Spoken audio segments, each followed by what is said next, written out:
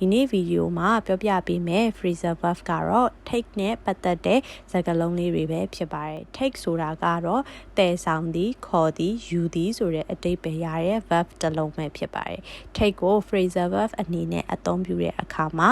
ပထမဆုံးအလုံးကတော့ထွက်သွားသည်သို့မဟုတ်ဖယ်ရှားသည်ချွတ်သည်ဆိုတဲ့အဓိပ္ပာယ်ရတဲ့ take off ဆိုတဲ့စကားလုံးပဲဖြစ်ပါတယ်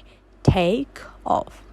ဒီစကားလုံးလေးကအသုံးနဲ့များသလိုအဓိပ္ပာယ်လည်းအများကြီးရှိပါတယ်ပထမဆုံးအဓိပ္ပာယ်ကတော့ထွက်သွားသည်ဆိုတဲ့အဓိပ္ပာယ်ပဲဖြစ်ပါတယ်ဥပမာစာကြောင်းနဲ့ပြောပြရရင်မင်းထွက်သွားခြင်းတိုင်းထွက်သွားလို့မရဘူး You can just take yourself off when you feel like it. You can just take yourself off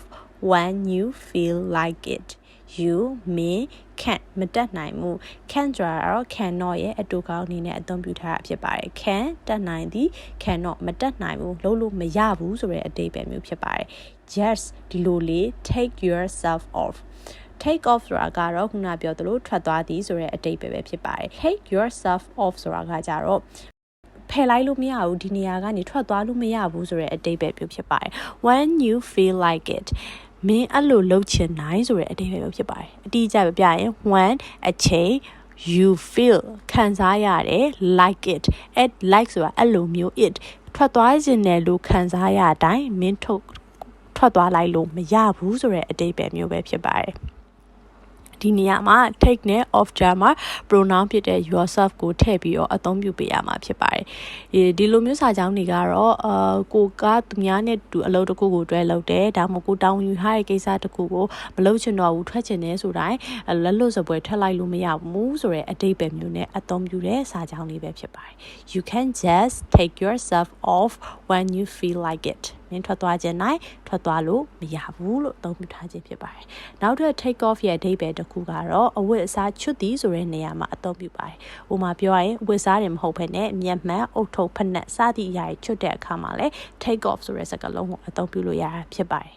ဥပမာစာကြောင်းပေးရရင် he took off his shoes သူဖက်နက်ကိုချွတ်တယ်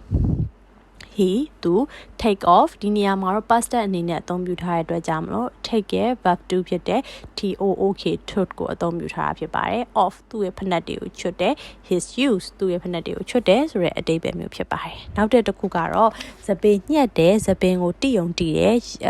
သို့မဟုတ်ရိတ်သည်ဆိုတဲ့အဓိပ္ပာယ်မှာလည်းအသုံးပြုလို့ရပါတယ်ဥပမာပြောရရင်သပင်ညှက်ဆရာကငါ့ကိုသူသပင်ဘလောက်တိပေးရမလဲလို့မေးတယ်The hairdresser asked me how much he should take off.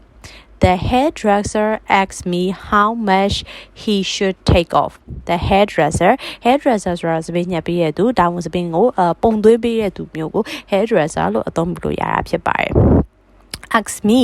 ask မေးမြန်းသည် me ငါ့ကိုမေးမြန်းသည် how much ဘလောက် he should သူလုပ်ပေးရမလဲ take off စပင်းကိုသူဘလောက်တိပေးရမလဲဆိုတဲ့အဓိပ္ပာယ်မျိုးနဲ့မေးခြင်းဖြစ်ပါတယ်ဘလောက်လုပ်ပေးရမလဲဆိုတဲ့ဟာမျိုးမေးခြင်း should ဆိုတဲ့စကားလုံးကိုအသုံးပြုလို့ရတာဖြစ်ပါတယ်ဒီနေရာမှာ can လို့အသုံးပြုရင်တော့သူဘလောက်ညှက်ပေးလို့ရလဲဆိုတဲ့အဓိပ္ပာယ်မျိုးဖြစ်ပြီးတော့သူဘလောက်ညှက်ပေးရမလဲလို့မေးခြင်းရင်တော့ should နဲ့အသုံးပြုလို့ရတာဖြစ်ပါတယ်နောက်တစ်ခုကတော့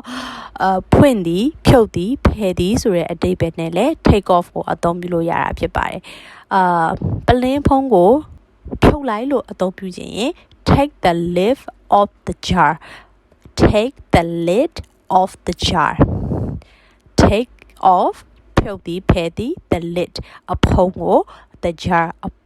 ပလင်းရဲ့အဖုံးကိုဖြုတ်လိုက်ဆိုတဲ့အဓိပ္ပာယ်မျိုးဖြစ်ပါတယ်အဲ့လိုကြရင်တော့ကိုဖြုတ်ခြင်းတဲ့ຢာကို take နဲ့ off နဲ့ကြားမှာထည့်ပြီးတော့အသုံးပြုပေးရတာဖြစ်ပါတယ် take the lid အဖုံးကိုဖြုတ်လိုက် the jar ပလင်းရဲ့အဖုံးကိုဖြုတ်လိုက်ဆိုတဲ့အဓိပ္ပာယ်မျိုးဖြစ်ပါတယ်နောက်တစ်ခုကတော့လူယူလိုက်သည်ဆိုတဲ့အဓိပ္ပာယ်နဲ့လည်းအသုံးပြုလို့ရပါတယ်သူမကစုံမစာကြောင်းအနေနဲ့ပြရရင်သူမသည်ဓာတ်နဲ့ဆော့နေတဲ့အတွက်သူမစီကဓာတ်ကိုငါလူယူလိုက်တယ်She was playing with a knife, so I took it off her.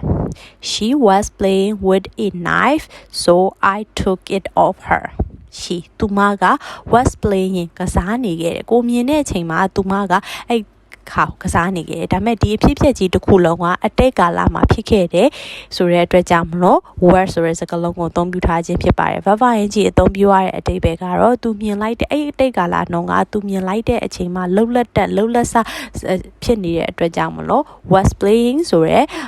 verb ကိုအသုံးပြုထားခြင်းဖြစ်ပါတယ်with a knife ဓာတ်နဲ့ဆော့နေတယ် knives ကတော့ဓာတ်ပဲဖြစ်ပါတယ် with a knife ဓာတ်နဲ့သူဆော့နေတဲ့အတွက်ကြောင့်မလို့ so ဒါကြောင့်မလို့ I ကျွန်တော် took it off ဒီနေရာမှာ it ကသူဆော့နေတဲ့ဓာတ်ကိုအသုံးပြု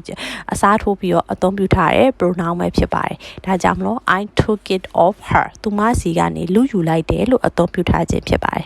ဒီလိုအခါမှာတော့ကိုကလူယူလိုက်တဲ့အရာရဲ့လူယူလိုက်တဲ့လူရဲ့ဆိုပြီး object နှစ်ခုရှိတဲ့အခါမှာတော့ကိုလူယူလိုက်တဲ့ပစ္စည်းဥပမာဒီနေရာမှာဆိုလို့ရှိရင်တော့ဓာတ်ပေါ့နော်ဓာတ်ကို took နဲ့ off နဲ့ကြားမှာထည့်ပြီးတော့လူယူလိုက်တဲ့လူစီကနေပြီးတော့လူဆိုရင်တော့ off ရဲ့အနောက်မှာထားပြီးတော့အသုံးပြုလို့ရပါတယ်ဒါကြောင့်မို့ဒီနေရာမှာလူယူလိုက်တဲ့ပစ္စည်းကဓာတ်ဖြစ်တဲ့အတွက်ကြောင့်မလို့ it ကို took နဲ့ off နဲ့ကြားမှာထည့်ပြီးတော့လူယူလိုက်တာတော့သူမစီကဖြစ်တဲ့အတွက်ကြောင့်မလို့ her ကို off ရဲ့အနောက်မှာထားပြီးတော့အသုံးပြုထားတာဖြစ်ပါတယ်